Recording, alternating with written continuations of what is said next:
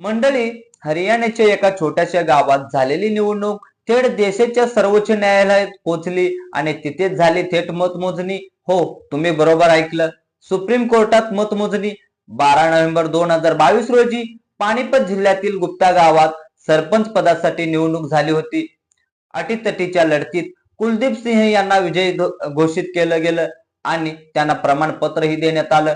पण इथे सुरू झाला एक मोठा गोंधळ. विरोधी उमेदवार मोहित कुमार यांनी आरोप केला की त्यांच्या मतांची चुकीची मोजणी केली आहे, असा त्यांनी आरोप केला आणि काही दिवसांनी पुन्हा मतमोजणी झाली. या नव्या मतमोजणीत मोहित कुमार विजयी ठरले आणि आश्चर्य म्हणजे त्यांनाही प्रमाणपत्र दिले गेलं. म्हणजेच एकाच निवडणुकीत दोन उमेदवारांना विजयाचं सर्टिफिकेट. तर मंडळी, प्रकरण सुप्रीम कोर्टात गेलं. 31 जुलै 2025 रोजी सुनावणी देखील झाली.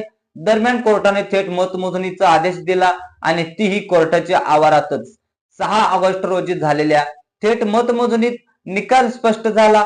मोहित कुमार यांना 1051 मते आणि कुलदीप सिंह यांना 1000. कोर्टाने अंतिम निर्णय दिला.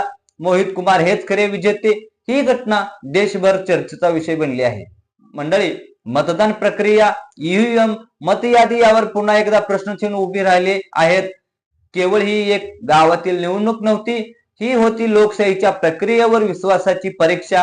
तुमचं मत काय असेल कमेंटमध्ये नक्की सांगा आणि अशाच सच्च्या बातम्यांसाठी द कॉर्नर युट्यूब चॅनलला सबस्क्राईब करायला विसरू नका. भेटूया पुढच्या व्हिडिओमध्ये. धन्यवाद.